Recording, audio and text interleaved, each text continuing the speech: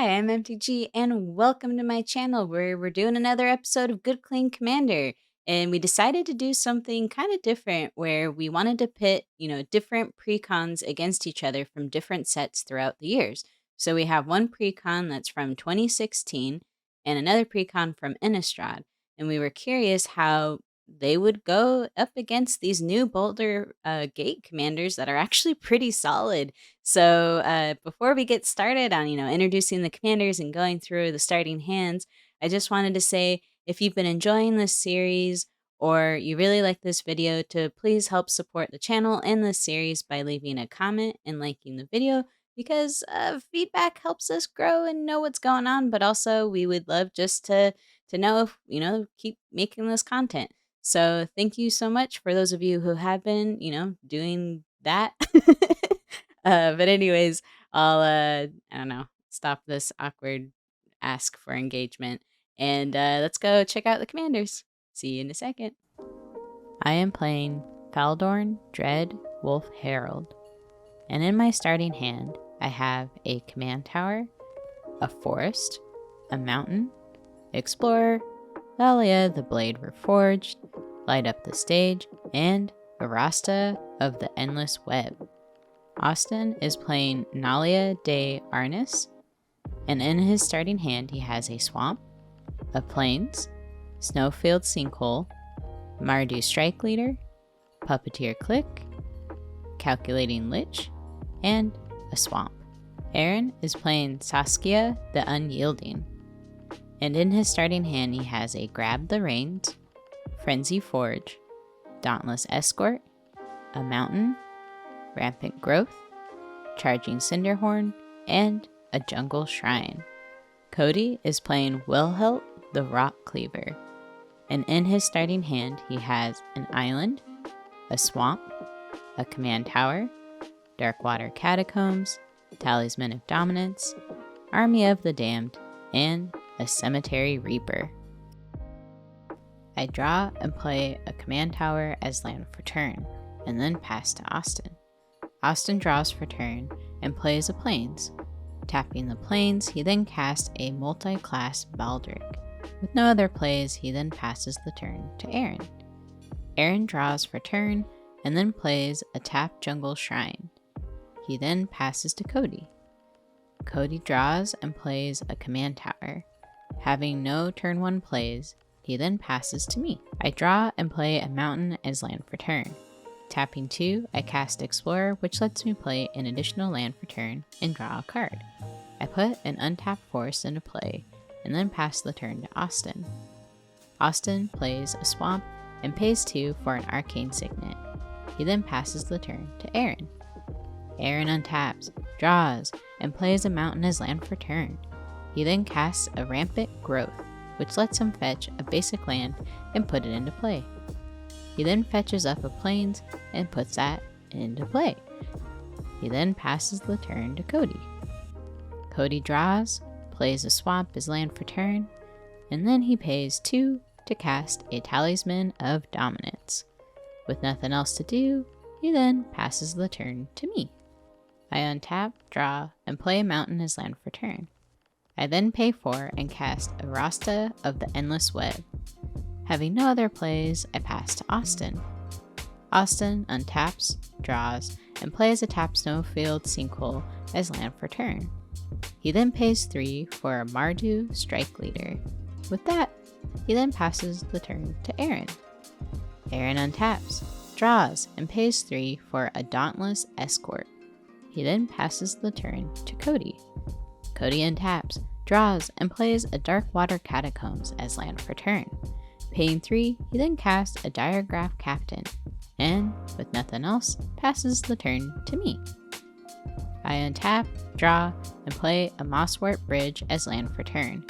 When it ETBs, there is a hideaway trigger, which means I look at the top 4 cards of my library and exile 1 underneath Mosswort Bridge. Then I put the rest of those cards on the bottom of my library. I then pay 3 to cast my commander, Faldorn, Dread, Wolf, Herald. Moving to combat, I swing a Rasta at Austin. He declares no blocks and takes 3 damage. I have no other plays, and then pass the turn to Austin. Austin goes through his upkeep and plays a swamp as land for turn. He then pays 3 for his commander, Nalia de Arnes? I probably mispronounced that. Due to Nalia's ability, Austin is able to look at the top card of his library. He then equips multi-class Baulder to his Mardu Strike Leader and swings at me for 3 damage. On attack, he makes a 2/1 warrior token creature. Because Austin controls a warrior and a rogue creature, multi-class Baulder gives the Mardu Strike Leader Death Touch. I declare no blocks and take the 3 damage. Austin then passes the turn to Aaron. Aaron upkeeps, draws, and pays 1 for a Soul Ring. He then taps 4 mana and casts a Charging Cinderhorn. Aaron decides not to go to combat and passes the turn to Cody. On end step, a fairy counter goes on Charging Cinderhorn. Since Aaron did not attack for turn, Cinderhorn deals damage to Aaron for each fairy counter on it. There's only 1 fairy counter so far, so on end step, Aaron takes 1 damage. Cody untaps, draws, and plays an island as land for turn. He then casts a Tomb Tyrant. Since Diagraph Captain and Tomb Tyrant give other zombies +1/+1 to their attack power and toughness, Diagraph Captain is now a 3/3 and Tomb Tyrant is a 4/4. Deciding not to go to combat, Cody moves to end step, where Charging Cinderhorn gains another fairy counter and deals 2 damage to Cody for not attacking. I untap, draw, and cast Nalia the Blade Reforged for 3 mana. I then follow that up by casting Stomp, dealing 2 damage to Austin's Mardu Strike Leader. Not wanting to take damage from the Cinderhorn, I move to combat, swinging a Rasta at Aaron. He declares no blocks and takes 3 damage. I have no other plays and pass the turn to Austin. Austin goes through his upkeep, draws, and looks at the top card of his library using Nalia's ability. He plays a Path of Ancestry as land for turn, and then casts a regular Cohort. When it ETBs, he makes a 2/2 Changeling creature token. This means Austin now has a full party. With a full party, Nalia will give each of his creatures a +1/+1 counter, and they'll gain Death Touch until end of turn during his combat phase. Austin decides to move to combat and swings his 3/2 Death Touch Warrior token at me. I declare no blocks and take the 3 damage. Austin then passes the turn to Aaron. Aaron untaps, draws, and plays a forest as land for turn. He then pays 3 for a Naya Charm, returning the rampant growth in his graveyard to hand. On cast, this triggers a Rasta, which allows me to make a 1/2 spider creature token with reach. Aaron then casts the rampant growth, and I make another spider token, while Aaron fetches a basic swamp. Aaron tries to make a deal with me by asking if I will block his Dauntless Escort with a spider token. Realizing I can activate Mosswort Bridge with the spider tokens now in play, I decline the request. Unable to make a deal with me, Aaron decides not to attack and moves to end step. He takes 3 damage from his Cinderhorn. Cody untaps, draws, and plays an island as land for turn. Casting a Cemetery Reaper for 3 mana, Cody has no other plays, and then passes the turn. Because he did not attack, Cody takes 4 damage from the Cinderhorn trigger on end step. I begin my upkeep, draw, and cast Fertile Footsteps for 3 mana. This lets me fetch a basic land card and put it onto the battlefield. I then activate Mosswort Bridge because I have a total of 10 power on my board to cast Outpost Siege. I choose Con as my mode because it allows me to exile the top card of my library during each upkeep. Not wanting to take damage from the Cinderhorn's end step triggers, I attack Cody with my 2 spider tokens. He blocks both spider tokens and they die. Having no other plays, I then pass the turn to Austin. Austin untaps, draws, and takes a look at the top card of his library using his commander's ability. Paying 4, he casts Squad Commander. When it ETBs, he makes 1/1 core warrior creature tokens for each creature in his party. Since he has a full party thanks to his changeling, Austin makes 4 warriors. Additionally, because he has a full party, at the beginning of combat, Squad Commander gives all of Austin's creatures an additional +1 to their attack party, and indestructible. Austin then equips multi-class Baldric to the Squad Commander, giving it haste, flying, death touch, and lifelink. Because Austin still has a full party, Nalia will also give each creature a +1/+1 counter and death touch until end of turn.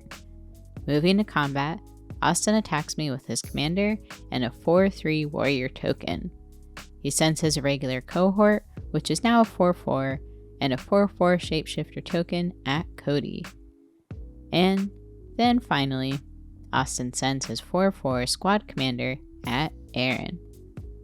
All attacking creatures gain an additional attack power of 1 thanks to Squad Commander. Aaron is unable to block the flying Squad Commander and takes 5 damage. Cody declares no blocks and takes 10. I block Austin's commander with a wolf token and decide not to block the other warrior token, so I take 5 damage. Austin then passes the turn to Aaron. Aaron untaps and draws. Deciding to take revenge on Austin, he casts a Frenzy Fuge, which allows him to gain control of a permanent until end of turn.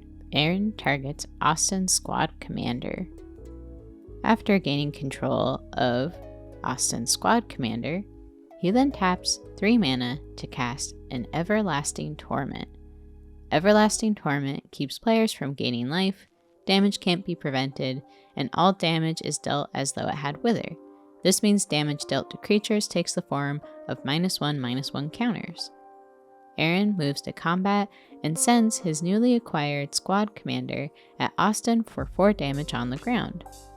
Austin, not wanting to have -1/-1 counters on his creatures, chooses to not block and takes the 4. Aaron then passes the turn to Cody. Cody untaps, draws, and plays an unclaimed territory, naming zombies. He then casts his commander Wilhelt, the Rock Cleaver. Not seeing any attacks he wants to make, Cody skips combat and moves to end step. Cinderhorn gets another Fury counter and deals 5 damage to Cody. I untap, and before drawing, Outpost Siege requires me to exile the top card of my library. The exiled card is a Demon Bolt. Since a card was put into exile, Nalia gets a +1/+1 counter. Paying 3, I cast the Demon Bolt from exile, targeting the squad commander.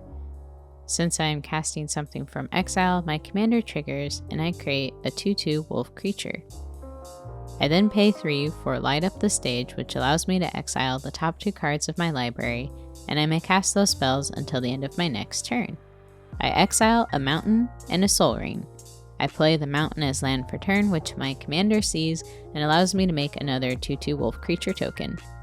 Tapping the mountain, I then cast Soul Ring, making, yet again, another 2/2 wolf creature token. Nalia gets an additional 2 +1/+1 counters, making it a 5/5 because 2 cards were placed into exile. Moving to combat, I swing Nalia at Austin. On attack, Nalia, however you say your name, has a trigger which requires me to exile the top card of my library. It's a Cinder Glade, and it remains exiled because I already played my land for turn. Nalia gains another 1/1 counter and turns into a 6/6. Austin decides to triple block with his 2/2 core warrior tokens. Nalia dies along with all 3 core warriors. With that, I pass the turn to Austin. Austin untaps, draws, and looks at the top card of his library. Unhappy with what's there, he continues his turn and pays 2 mana for an Orzhov Signet. He then taps a Plains and casts Archpriest of Iona. Its power is equal to the number of creatures he has in his party. Since he has a full party, Archpriest is a 4/4. Austin then pays 2 to equip his Archpriest with multi-class Baldric, giving it haste, death touch, flying, and lifelink. Targeting his commander, Archpriest gives Nalia a +1/+1 counter and flying until end of turn. Moving to combat, Austin swings at Aaron with his commander, Archpriest, and his remaining core warrior for a total of 11 damage in the air, and 3 damage on the ground. Aaron, not wanting to lose any creatures, decides to take the 14 damage. With Everlasting Torment still on the board, Austin is unable to gain life from lifelink. Austin then passes the turn to Aaron. Aaron goes through his upkeep and plays a Dragon Skull Summit as land for turn.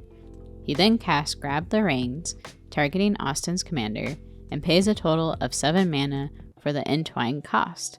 This allows Aaron to gain control of Austin's commander and sacrifice it to deal damage to target creature or player.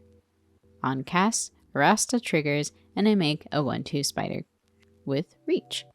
Aaron then sacrifices Nalia to deal a total of 5 damage to Archpriest. Both creatures die, and Austin no longer has a full party. Austin puts his commander in the command zone, and then Aaron decides to move to combat, hoping to avoid the 6 damage from Cinderhorn, and it asks if I will block one of his creatures with a spider token I just made. Seeing that Aaron was able to weaken Austin's board state and deal with his commander, I agree to block with my spider token if he attacks me. Aaron swings at me with his Dauntless Escort, and I block with my spider.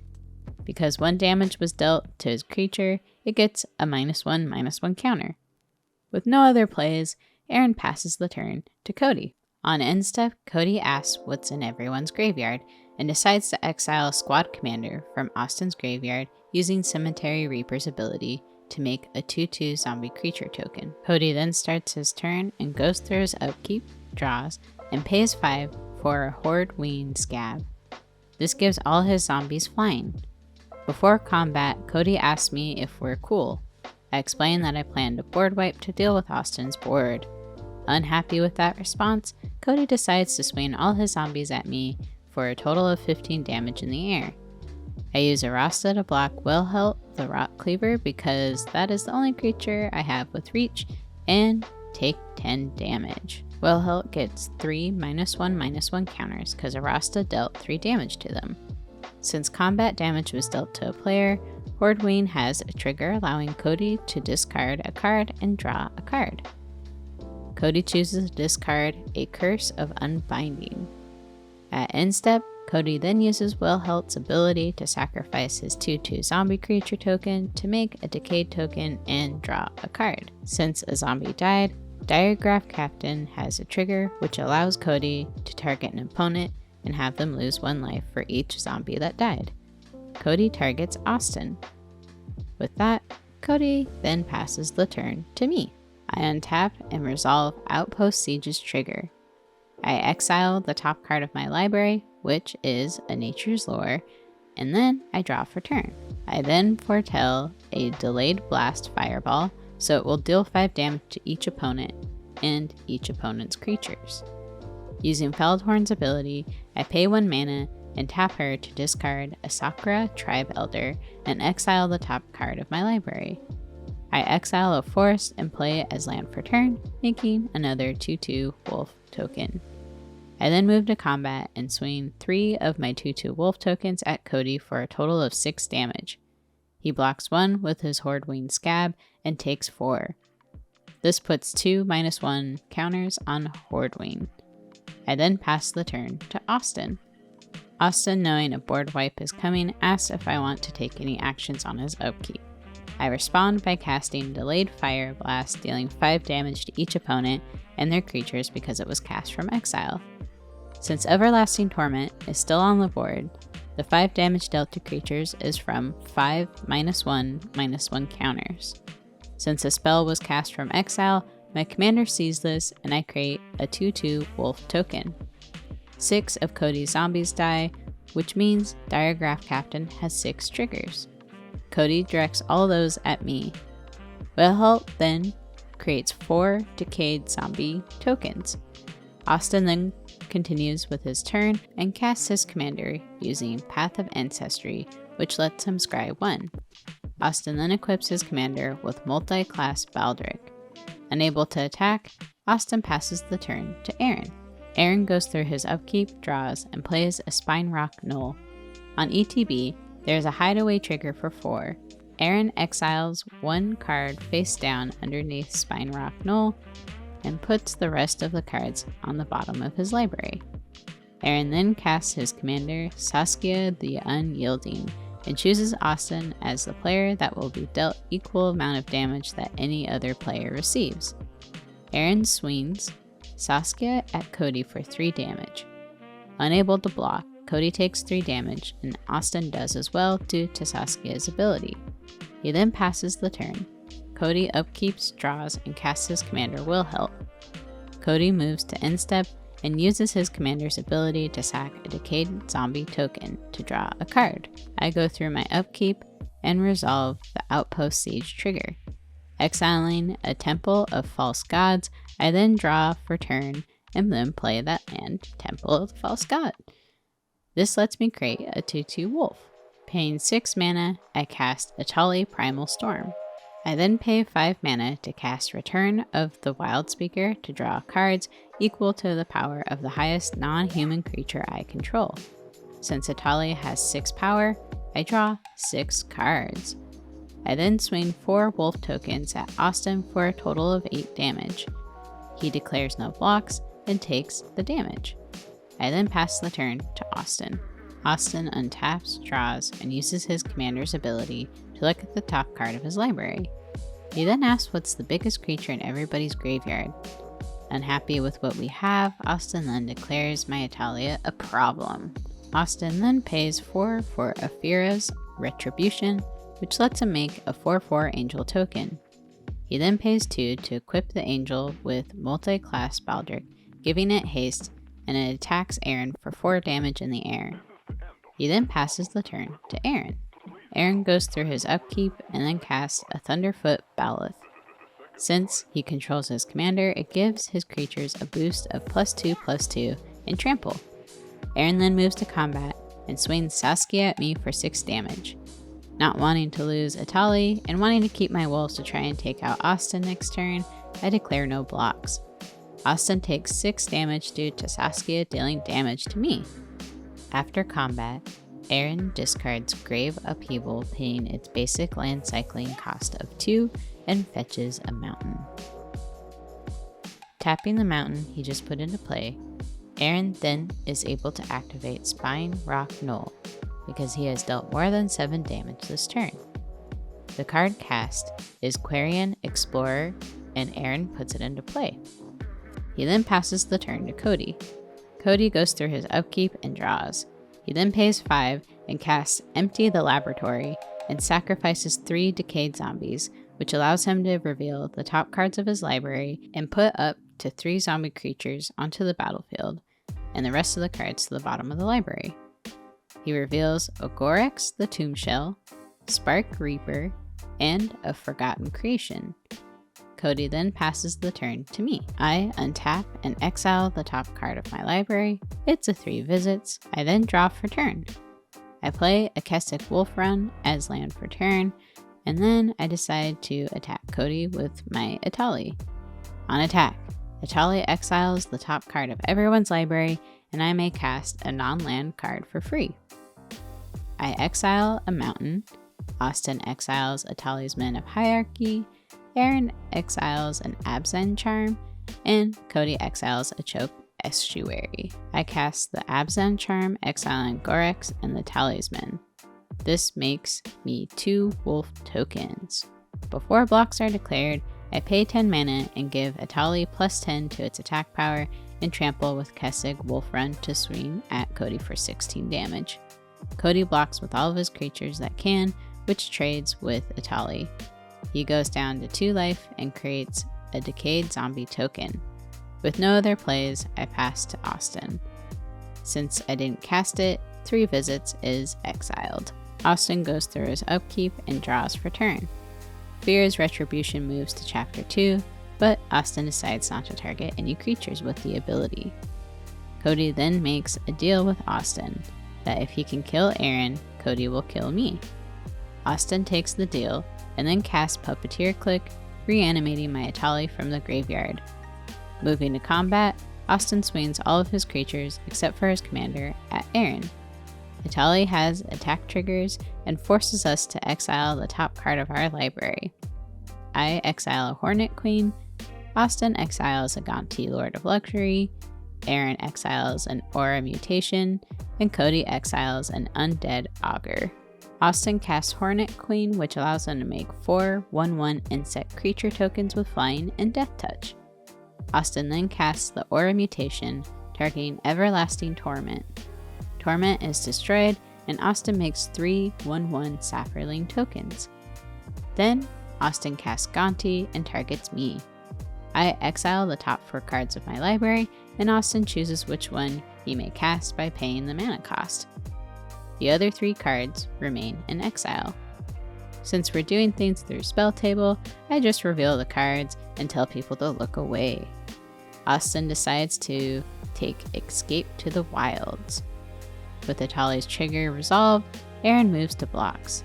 He orders his blocks so that Atali dies, and then Aaron is KO'd.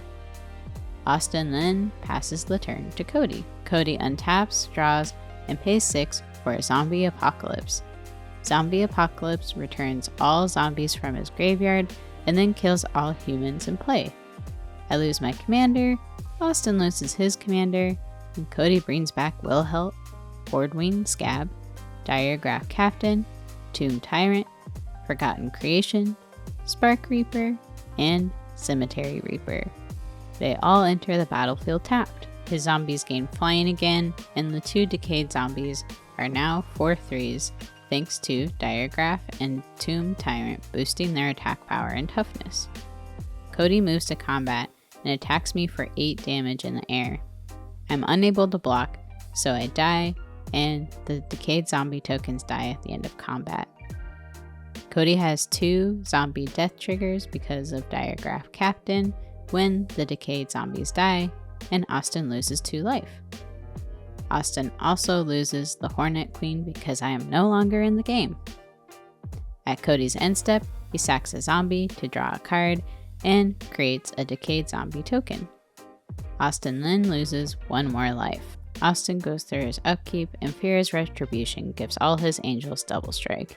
He then swings out at Cody. Cody, with no responses or blocks, dies, and Austin wins. GG, y'all. Wow, what an intense game, and congrats, Austin, on your win.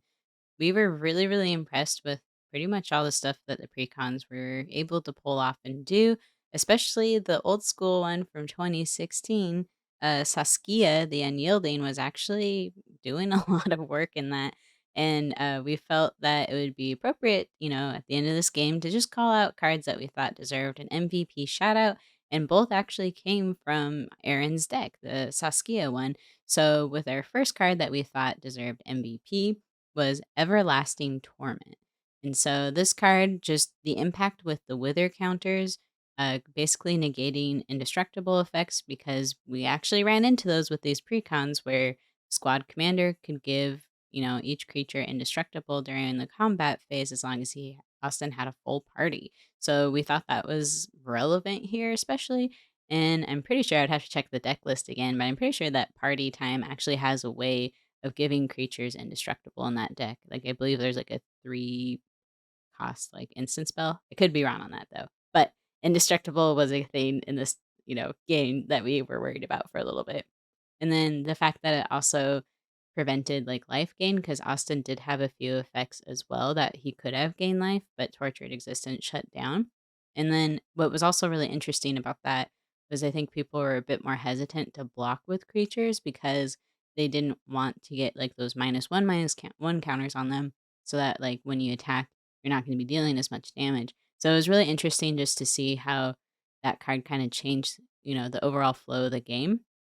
And the other card that we thought really stood out that was our runner up for MVP was Charging Cinderhorn, because those Fury counters got pretty high. I think before I murdered it with the board wipe, I got up to 5 counters. So that meant every instep, like people were going to be taking over 5 damage if they hadn't like attacked. And I just really like the way that that card like forced you to keep, attacking.